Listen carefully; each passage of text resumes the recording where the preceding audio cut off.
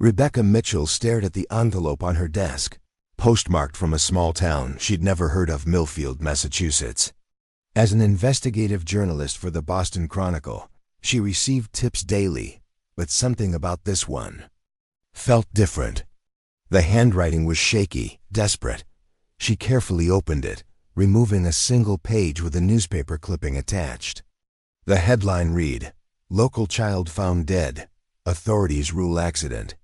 But it was the handwritten note that made her blood run cold. 128 children in 9 years. Nobody looks for orphans. St. Agnes takes them in and makes them disappear. I was almost number 129. Please help us. Rebecca flipped the paper over, searching for more information, but found nothing, no name, no contact details. Just a desperate plea from someone who'd escaped whatever horror they were describing. "Hey Mitchell, got that piece on city council corruption?" Her editor, Frank, appeared at her cubicle. "Almost done," she said, quickly sliding the letter into her drawer. "I just need to verify a couple of sources." After Frank left, she pulled out her laptop and typed St. Agnes Orphanage, Millfield, Massachusetts into the search bar. The results showed a century-old institution, still in operation, situated on the outskirts of a small industrial town that had seen better days. The orphanage's website was sparse, but professionally designed, providing care and guidance to children in need since 1913, the homepage declared. Photos showed smiling children in a well-maintained Victorian building surrounded by extensive grounds and forest. Rebecca scrolled through local news archives. Nothing suspicious appeared immediately. Occasional human interest stories about fundraisers, holiday celebrations, and successful adoptions. The director, Dr. James Blackwood, came from a family that had overseen the orphanage for 3 generations. She dug deeper, searching for any mentions of missing children or deaths. Nothing significant appeared in mainstream sources, but on the 4th page of results, she found a blog post from 5 years ago. Someone had compiled a list of mysterious occurrences at St. Agnes, children who supposedly ran away, unexplained transfers to other facilities, accidents with no witnesses. The post had been removed, but Rebecca found a cached version. Author, using the pseudonym Truth Seeker, had written, "Why does nobody question when these children vanish? I've documented 72 cases over the past 5 years where children simply disappeared from records." The comments section contained mostly dismissals and accusations of conspiracy theories, except for one. "I was there. It's worse than you know. They're protected by people in high places." Rebecca printed the blog post before it could disappear completely. She then searched for information about Dr. Blackwood, finding photos of him at charity galas with state politicians, including Senator William Harrison, chairman of the committee overseeing child welfare services. Her phone rang, startling her. "Rebecca Mitchell," she answered. Silence, then heavy breathing. "Hello, who is this?" "Stop looking." The voice was male, deep, and threatening. "Some stories aren't meant to be told." The line went dead. Rebecca sat motionless, her heart pounding. She hadn't told anyone about the letter. How could someone already know she was investigating? She looked out the office window at the Boston skyline, considering her options. This could be nothing, a disturbed individual making false accusations. Or it could be exactly what her journalistic instincts told her it was. A story that powerful people wanted buried. "Frank," she called out, decision made. "I need a few days off. I'm following a lead on something big."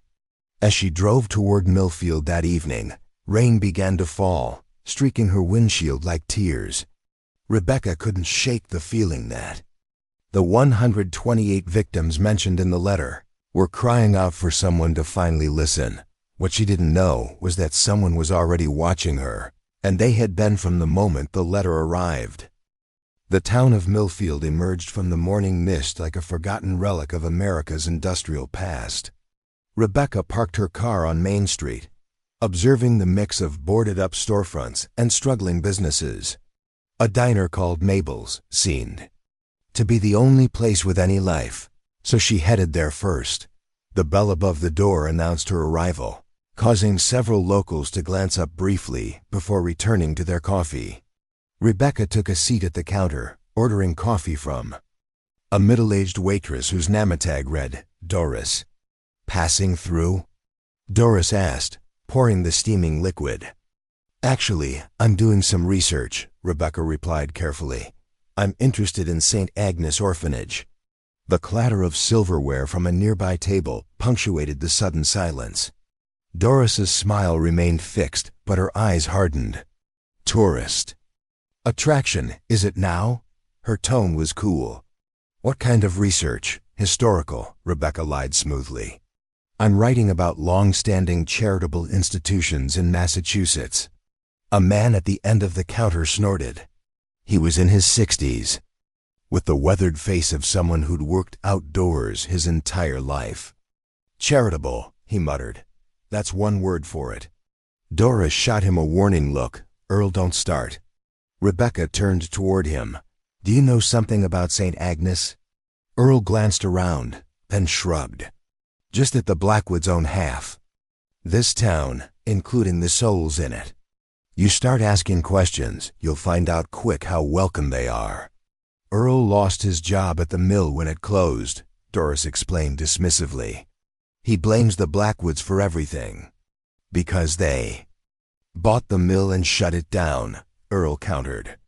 "Just like they bought the police department, the mayor's office, and anyone else who might interfere with their charitable work." Rebecca observed the discomfort on other patrons' faces. "Has anyone ever investigated them?" "There was a social worker about 4 years back," Earl said, lowering his voice. "Young woman, idealistic type. Started asking questions about some of the kids who supposedly got transferred out suddenly. What happened to her? Car accident, brake failure on Route 17, very tragic." Earl's tone made it clear what he thought about the official explanation. Rebecca felt a chill run down her spine.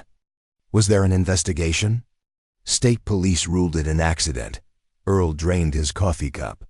"Just like they ruled Tommy Jenkins' death an accident when they found him in the woods last year." "Tommy Jenkins was the boy from the newspaper," Rebecca said, remembering the clipping from the anonymous letter. Earl's eyes widened slightly. "You know about Tommy?" "I read about him. They said he ran away from St. Agnes and died of exposure." "Tommy Jenkins was terrified of the woods," said a new voice.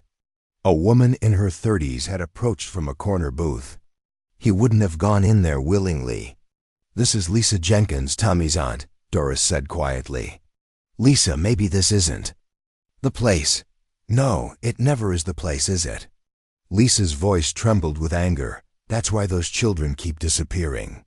Because there's never a right place or time to talk about what happens at St. Agnes." Lisa sat beside Rebecca. "Tommy came to live with me after my sister died. But the state decided I wasn't suitable and put him in St. Agnes instead. He called me whenever he could, terrified. Said the bad ones came at night to take kids away. I reported it, but no one listened. Then he ran away and ended up dead." "I'm so sorry," Rebecca said. "They wouldn't even let me see his body," Lisa continued, tears forming. "Closed casket. Said it was too decomposed." Rebecca reached into her bag and pulled out a business card. "I'd like to hear more, somewhere private." Lisa took the card, studying it.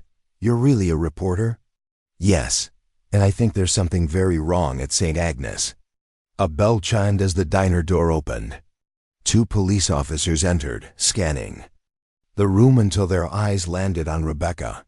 "Miss, your car has out-of-state plates in a restricted parking zone," the taller officer said. "We need to see your ID." Rebecca knew there had been no parking restrictions visible. As she reached for her wallet, Lisa whispered urgently, "Meet me at Riverside Park at 3. Come alone. And whatever you do, don't go near St. Agnes alone. They always know when someone's watching them." Riverside Park was nearly deserted when Rebecca arrived. save for a young mother pushing a toddler on a swing. The Millfield River flowed sluggishly beyond a line of bare trees, its surface gray under the overcast sky. She spotted Lisa on a bench, overlooking the water, hunched into her coat against the chill. As Rebecca approached, she noticed the woman repeatedly glancing over her shoulder. "Thanks for coming," Rebecca said, sitting beside her. "I'm taking the huge risk," Lisa replied, her voice barely above a whisper. "People who talk about St. Agnes tend to regret it. The police officers at the diner were sending a message. They ran your plates the moment you drove into town." Lisa pulled her coat tighter. "Millfield might look like it's dying, but it has the most sophisticated surveillance system of any small town in the state, courtesy of Blackwood Technologies." "The same Blackwoods who run the orphanage?" Lisa nodded. "The orphanage is just one part of their empire. James Blackwood runs it, but his brother Richard handles the technology and security contracts. They have systems installed in government buildings across 3 states.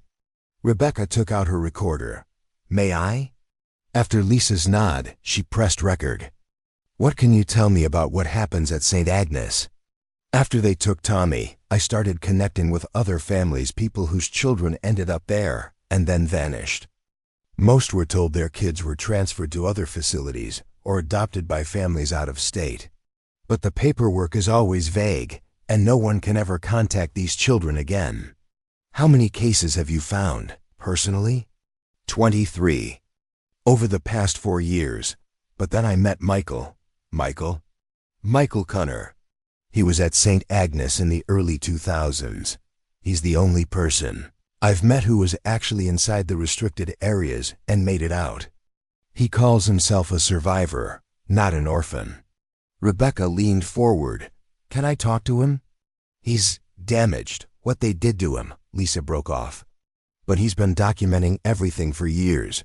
Names, dates, patterns. He said they take children in cycles.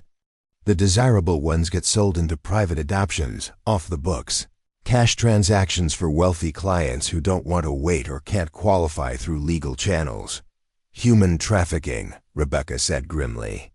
"The highest end kind. But the children who aren't desirable enough, or who cause trouble." Lisa's voice faltered. "Michael says there's a building behind the main house. No windows, soundproofed. They call it the quiet room. Children who go in rarely come out." Rebecca felt sick, and no one has investigated. 2 state inspectors tried about 5 years ago. One resigned suddenly, moved out of state. The other had a mental breakdown, supposedly. And Senator Harrison personally vouches for the Blackwoods whenever questions arise. "The connection to Senator Harrison, how deep does that go?" "Michael believes Harrison is one of their clients.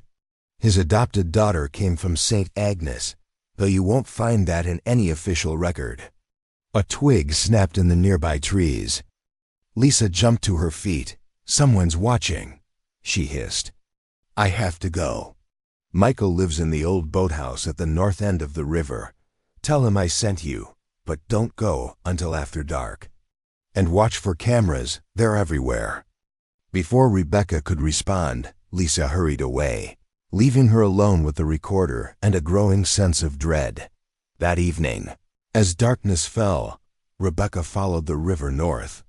The boathouse was dilapidated, nearly hidden by overgrown vegetation. She knocked softly on the weather-beaten door. "Michael?" "Lisa Jenkins sent me."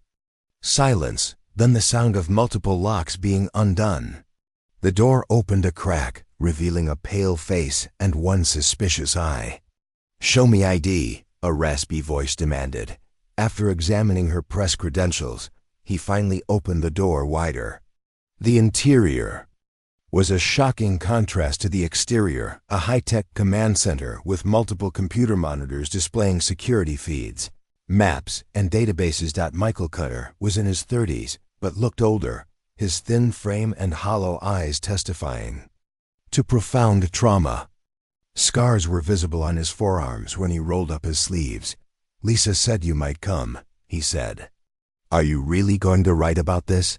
Because they'll kill you too. I need evidence, Rebecca replied. Something irrefutable. Michael smiled grimly. I've been gathering evidence for 15 years. But evidence doesn't matter when they own the system. He gestured to a wall covered with photographs and documents. I've identified 128 children who disappeared through St. Agnes in just the last 9 years. Want to see what happened to them? He turned to his computer and began typing. Before I show you this, you need to understand. Once you see it, you can never unsee it, and they'll know you've seen it. Rebecca steeled herself. Show me. Michael clicked a final key, and the screens filled with horror. The images on Michael's screens burned themselves into Rebecca's memory children with vacant expressions. Documentation of procedures performed without consent. Logs of shipments with only ID numbers instead of names. Most disturbing were the surveillance videos showing children being escorted in the middle of the night from the main building to a windowless structure behind it. The quiet room, Michael explained, his voice distant as if reciting facts helped him disconnect from the horror. I was taken there 3 times. The 3rd time I managed to escape during a power outage. Most aren't that lucky. Rebecca struggled to maintain her professional composure. These records, how did you get them? I worked in IT before. Before St. Agnes. After I escaped, I dedicated my life to hacking their systems. He gestured to his setup. I've been downloading their records for years, documenting everything. The problem isn't lack of evidence. It's finding someone with enough power who isn't compromised. Rebecca studied a map on the wall with red pins marking locations across the country. What are these? Other facilities. It's a network. Michael's hands trembled as he pointed. St. Agnes is just one node in a system that stretches across at least 17 states, all with the same pattern: isolated locations, political protection, children who disappear. You sent the letter, Rebecca realized. You knew the exact number: 128 victims. Michael nodded. I've tried contacting authorities before. 3 years ago, I compiled evidence and sent it to the FBI. 2 agents came to interview me. They seemed genuinely horrified, promised an investigation. His face darkened. A week later, one was found dead suicide, allegedly. The other transferred to Alaska. The case was closed. So why me? Why now? Because they're accelerating. Last year, 23 children disappeared from St. Agnes. This year, they're already at 19, and it's only October. He pointed to a surveillance photo showing a black SUV with tinted windows. This vehicle has made 6 visits in the past month. Each time, 2 or 3 children are never seen again. Rebecca studied the photo, noting the partial license plate. Have you identified the vehicle? Registered to a shell company that leads back to Blackwood Enterprises. But here's what finally convinced me to contact you. He pulled up a news article showing Senator Harrison announcing his bid for the presidency. Harrison is positioning himself as a champion for children's welfare. His campaign is partly funded by the Blackwood family. If he wins, the entire network gets federal protection, Rebecca finished, feeling ill. Exactly. This may be our last chance to expose them before they become untouchable. Rebecca turned to Michael. I need to get inside St. Agnes. Impossible. Security is impenetrable. Not if I have legitimate access. She pulled out her phone, showing him an email. Before I left Boston, I contacted them claiming to be researching a piece on successful charitable institutions. Dr. Blackwood's assistant responded this morning, inviting me for a tour tomorrow. Michael's face drained of color. They're setting a trap. They know exactly who you are. Probably, Rebecca agreed. But it's also a chance to gather first-hand evidence. I'll wear a hidden camera. They'll scan you for devices. Their security technology is state-of-the-art. Then help me get something past their scanners. Michael hesitated, then walked to a cabinet, unlocking it with a key kept around his neck. He removed what looked like an ordinary brooch. Military grade. Encryption. Transmits to a secure cloud server. The casing is designed to mask its electronic signature. He handed it to her. But Rebecca, understand what you're risking. If they catch you. I know, she said, pocketing the device. But those children have no one else. As she prepared to leave, Michael gripped her arm suddenly. There's something else you should know. About Dr. Blackwood. What about him? He doesn't just oversee the operation. He participates. The quiet room isn't just for trafficking. It's where he conducts his research. Michael pulled up his sleeve, revealing a series of precise scars. He believes suffering purifies the soul. He records everything. Calls it his contribution to science. Rebecca felt her stomach turn. I'll be careful. No one is careful enough around Blackwood, Michael whispered. He sees everything. Always one step ahead. As if to punctuate his warning, all the screens in the room suddenly went black. Then, one by one, they flickered back to life, each displaying the same message, "We see you." Michael frantically began typing, trying to secure his system.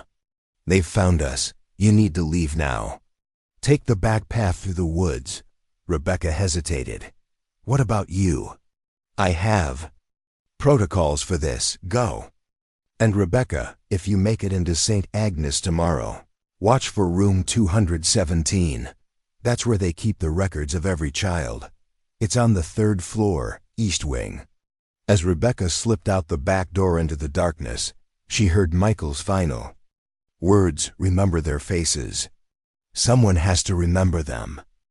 St. Agnes Orphanage loomed against the morning sky, its Victorian architecture both impressive and foreboding. The main building was red brick with white trim, surrounded by immaculately maintained gardens and a wrought iron fence that looked more designed to keep people in than out. Rebecca approached the ornate front gates, her heart pounding. Michael's brooch was pinned to her blazer, its hidden camera already recording. She'd spent the night at a motel outside town, paying cash and using a fake name. Unsure if Michael had escaped or been captured after the security breach. The intercom crackled when she pressed the button. Rebecca Mitchell for Dr. Blackwood, she announced. I have an appointment at 10 a.m.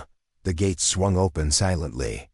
As she walked up the curved driveway, Rebecca noted security cameras tracking her movement, positioned to leave no blind spots. The front door opened before she reached it. Ms. Mitchell, a tall, slender man greeted her with a practiced smile.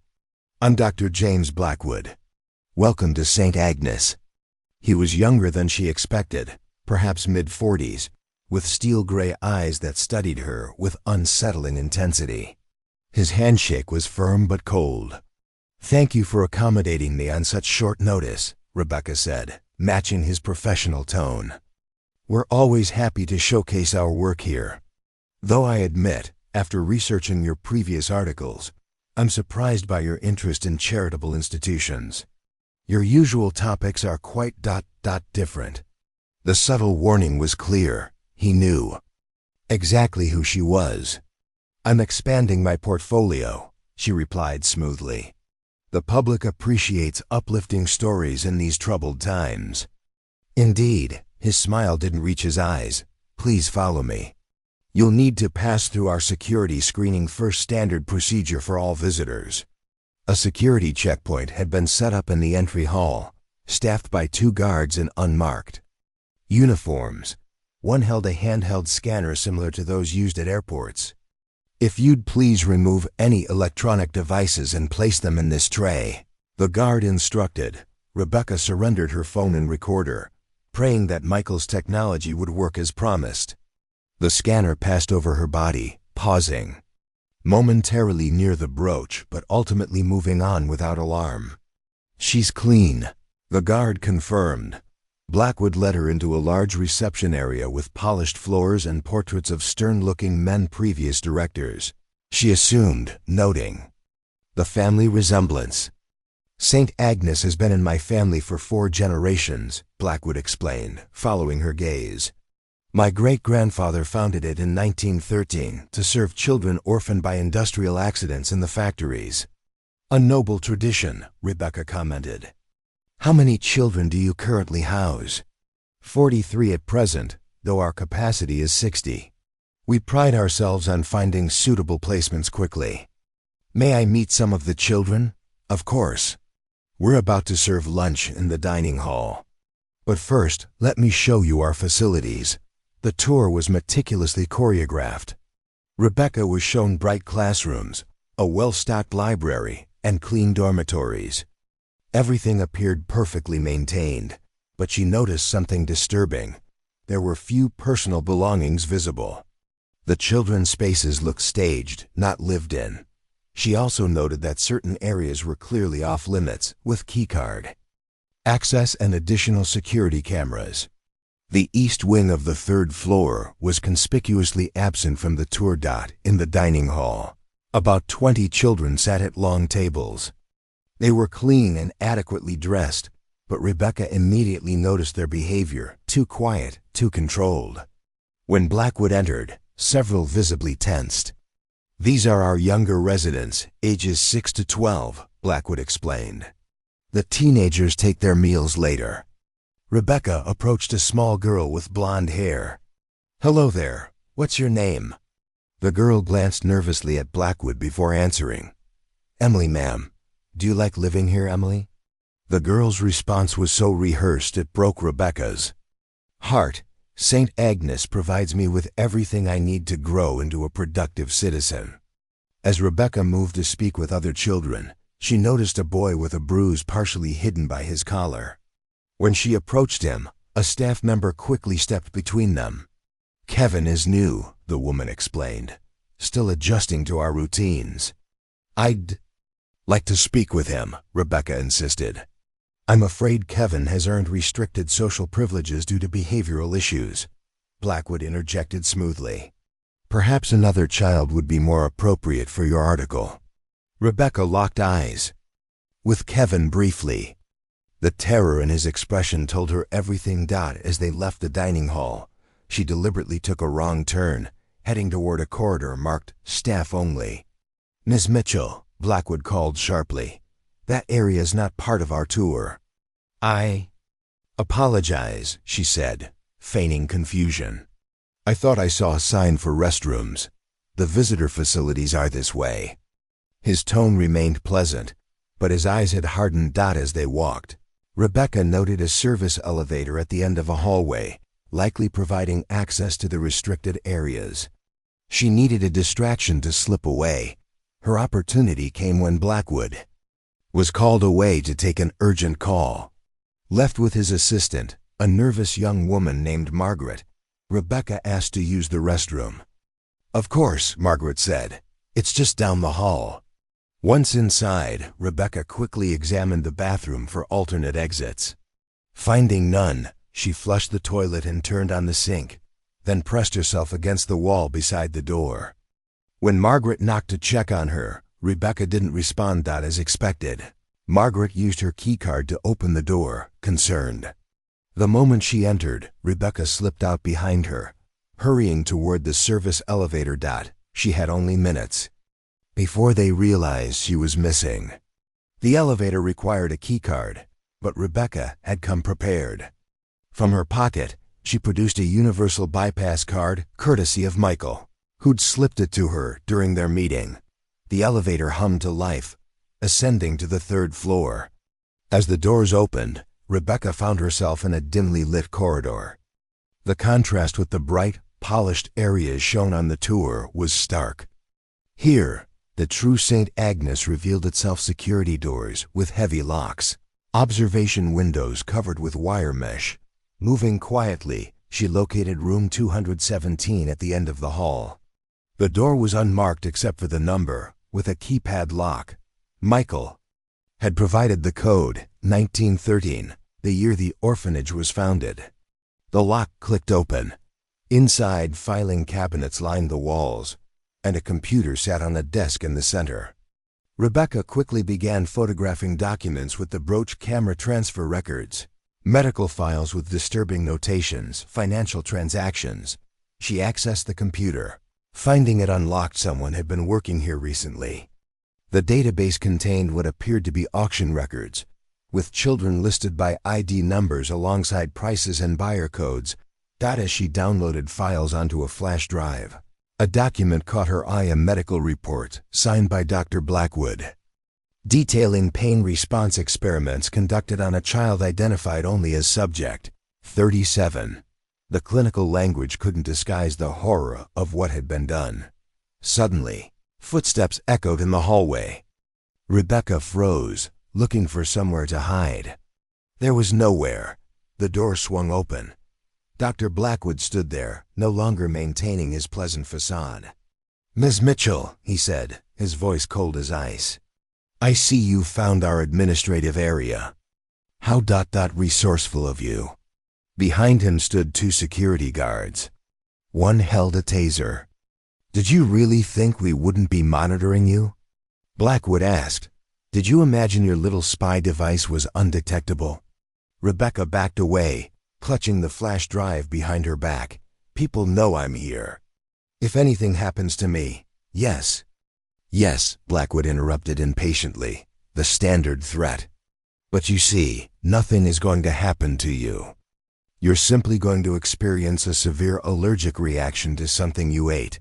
Tragic, but not suspicious." He nodded to the guards. "Take her to the quiet room. I'll join you shortly." As they moved toward her, Rebecca realized with horror that she might become victim number 129. The guards seized Rebecca's arms, their grip bruising as they dragged her down the corridor. She struggled, but it was futile against their strength. As they approached the service elevator, she managed to drop the flash drive behind a fire extinguisher cabinet, a desperate hope that someone might find it. They took her down, past the ground floor to a basement level not shown on any building plans. The air grew colder, damper. They marched her through a tunnel connecting the main building to the structure she'd seen in Michael's surveillance footage, the windowless building known as the Quiet Room. Steel doors opened into a facility that belonged in a nightmare, gleaming. Medical equipment lined sterile walls.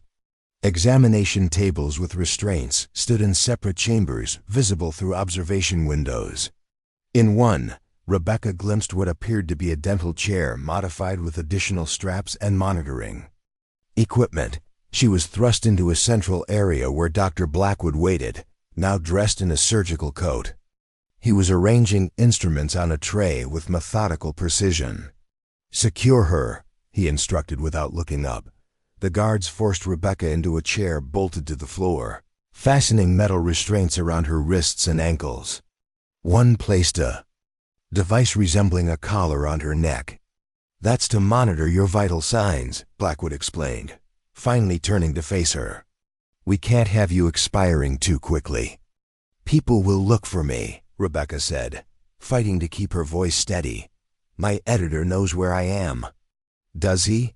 "According to the GPS on your phone, which you so helpfully surrendered at security, you're currently driving back to Boston." He held up her phone, showing a moving dot on a map. "Technology is remarkable, isn't it?" Rebecca felt cold dread settling in her stomach. "What are you going to do to me?" "Document your reaction to a controlled substance. For scientific purposes." "Of course." His clinical tone made the statement even more terrifying. "But first, I'm curious about how much you've learned and who else might know." "Everyone knows," she bluffed. "I've been sending evidence back to my newspaper since I arrived in Millfield." Blackwood smiled thinly. "A valiant attempt, but our jammers blocked all unauthorized transmissions within half a mile of this facility. Nothing left this building." He gestured to his assistant, who handed him the brooch Rebecca had worn. "Interesting technology. Military grade, if I'm not mistaken. Not something a journalist would typically possess." He placed the brooch on his tray, then picked up a syringe filled with clear liquid. "This gives us an intriguing mystery. Who provided you with this equipment?" My first guess would be Michael Cunner. Rebecca kept her expression neutral, but Blackwood nodded as if she'd confirmed his suspicion. Yes, Michael has been a persistent nuisance. Trauma sometimes creates such fascinating obsessions in people. Unfortunately, when we visited his charming boathouse last night, he was already gone. Blackwood sighed, as if disappointed. He's become quite adept at disappearing, a skill he didn't possess as a child. He approached Rebecca, syringe in hand. Now, this won't kill you immediately. The symptoms will develop over several hours: respiratory distress, organ failure, loss of consciousness. By the time we call an ambulance, it will be too late for intervention. A tragic allergic reaction, as I mentioned. As he reached for her arm, the lights suddenly flickered. A moment later, an alarm began to sound. Blackwood frowned. "What's happening?" His assistant rushed in. "Security breach at the main gate. Multiple vehicles. They're identifying themselves as FBI." Rebecca felt a surge of hope.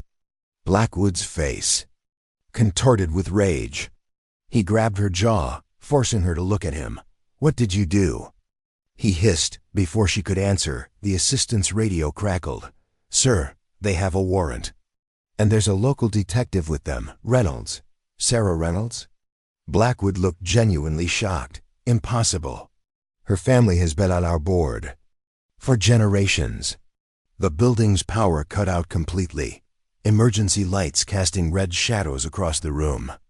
Blackwood seemed to make a swift calculation. "Initiate Protocol Omega," he ordered. "Sanitize everything. I'll handle Ms. Mitchell." The guards and assistant hurried out, leaving Rebecca alone with Blackwood. He placed the syringe on the tray and instead removed a handgun from a drawer. "It seems our time together will be abbreviated," he said, his composure returning.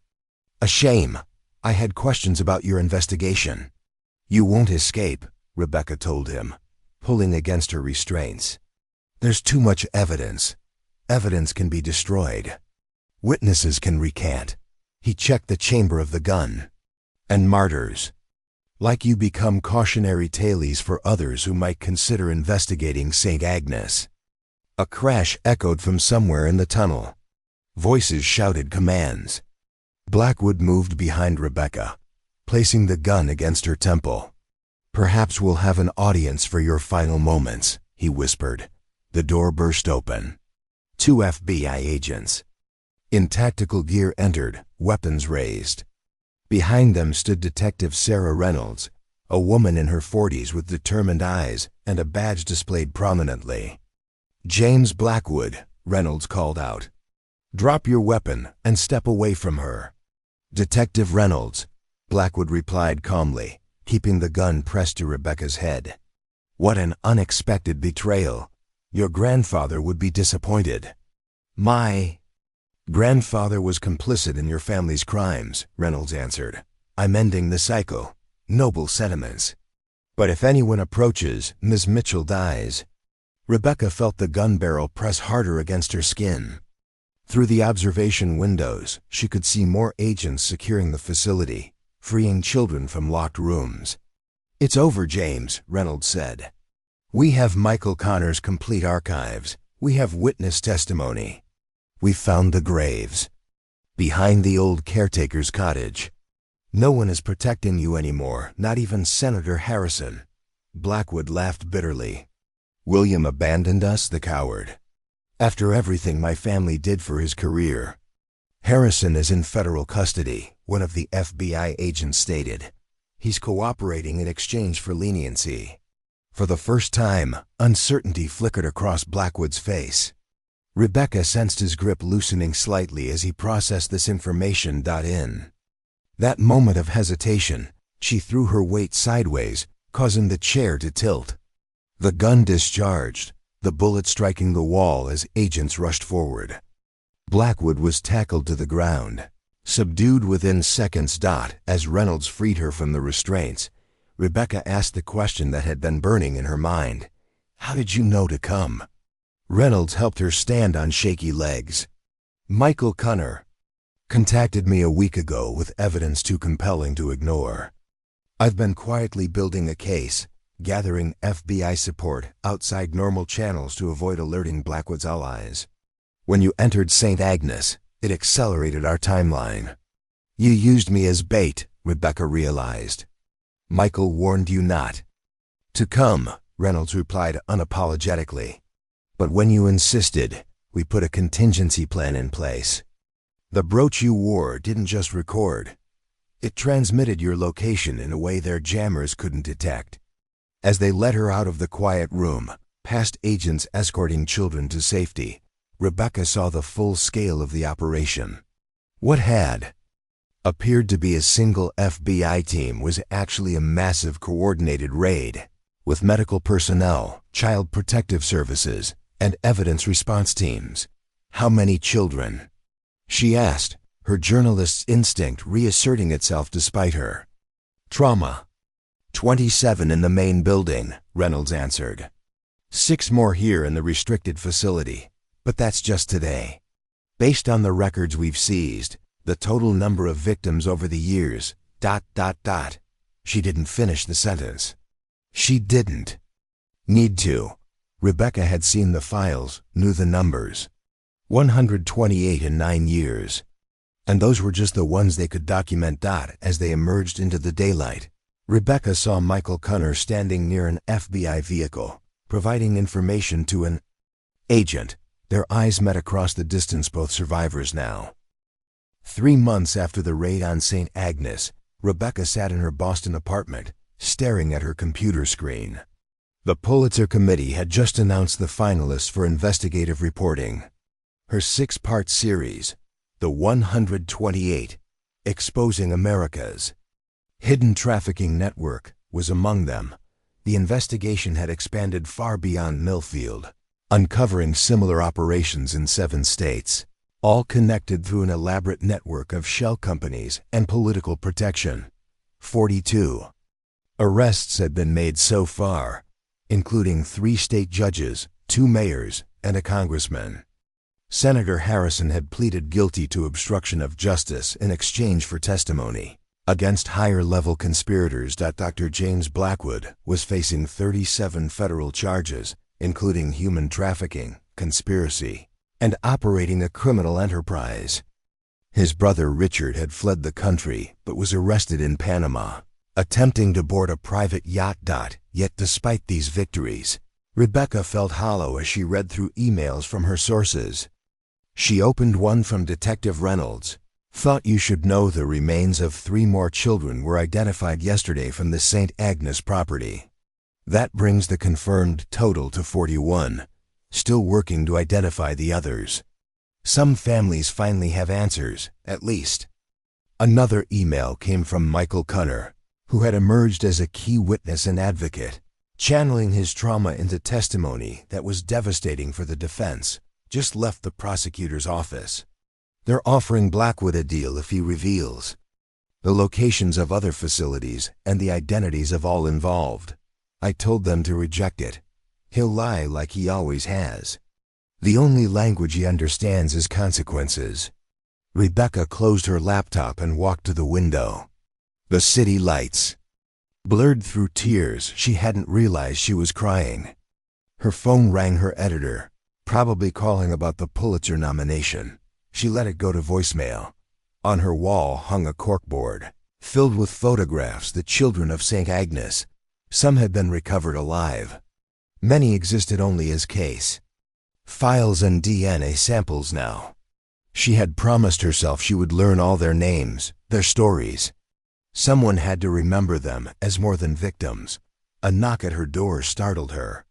Through the peephole, she saw Lisa Jenkins and a thin boy of about 12, one of the children rescued during the raid. She opened the door. "Lisa, I wasn't expecting you." "I hope it's okay," Lisa said hesitantly. "This is my nephew Ethan, Tommy's younger brother. He was at St. Agnes for 8 months before the raid. He wanted to meet you." The boy looked up at Rebecca with solemn eyes. "You found the truth," he said simply. "No one believed us before." Rebecca knelt to his level. "I had help. Brave people like you who spoke up. Are the bad people really going to jail? He asked. Many of them, yes, she answered honestly. We're still looking for others. Lisa touched her nephew's shoulder. Ethan's been approved to come live with me permanently. The judge signed off yesterday. That's wonderful news, Rebecca said, feeling a rare moment of genuine happiness amid the darkness of the past months. We're having a small celebration, Lisa continued. Nothing fancy, just cake and ice cream. Some of the other families will be there, we thought. Maybe you'd like to come? Rebecca glanced back at her laptop, at the Pulitzer notification still on the screen. Awards suddenly seemed trivial compared to this invitation, a chance to see something good emerging from the horror. I'd be honored, she said, later in Lisa's modest home. Rebecca watched as children who had survived unimaginable trauma played and laughed together. Parents and foster families exchanged contact information, forming a support network. Detective Reynolds arrived off-duty, bringing sodas and pizza. Michael Cunner sat quietly in a corner, still uncomfortable in crowds, but present nonetheless. Rebecca joined him. I never expected this, he said, gesturing to the gathering. When? I was documenting everything, sending out warnings no one heeded. I never imagined there could be ... after. There's still so much work to do, Rebecca replied. The network was larger than we initially thought. Some of the most powerful people involved haven't been identified yet. I know. I'm testifying against 3 more facilities next month. Michael's hands trembled slightly, but his voice was steady. But tonight, watching these kids, it's worth it. Even with everything that happened to me, if it led to this moment, I can live with it. Rebecca's phone buzzed with a news alert. She checked it, then showed Michael the screen. Breaking. Federal grand jury indicts 17 more in orphanage trafficking case. High-profile arrests expected tomorrow. It's not over, she said. But it's a start. As she looked around the room at the survivors, both children and adults who had fought to expose the truth, Rebecca thought about the 128 victims who had driven her investigation. Some had been rescued. Many never would be. But their stories had been told, their suffering exposed, their abusers facing justice. That the system that had protected predators for generations was finally crumbling. Not because of one journalist or one whistleblower, but because enough people had finally decided that children deserved protection more than powerful men deserved silence. Outside, reporters were gathering, alerted to the indictments. The story would continue to unfold, revealing darker truths and more powerful conspirators. But here, in this moment, surrounded by survivors beginning to heal, Rebecca found something she hadn't expected to discover when she first opened that anonymous letter months ago. Not the naive hope that evil could be completely eradicated, but the resilient hope that comes from witnessing courage in the darkest places, the kind that insists on remembering victims' names, on telling their stories, on demanding justice no matter how powerful the perpetrators are. As Ethan approached with a piece of cake for her, Rebecca made a silent promise to the 128 and all those who would have followed them. Your stories will be told. Your lives mattered. And those responsible will face justice, no matter how long it takes. Some promises, she had learned, were worth any risk to keep.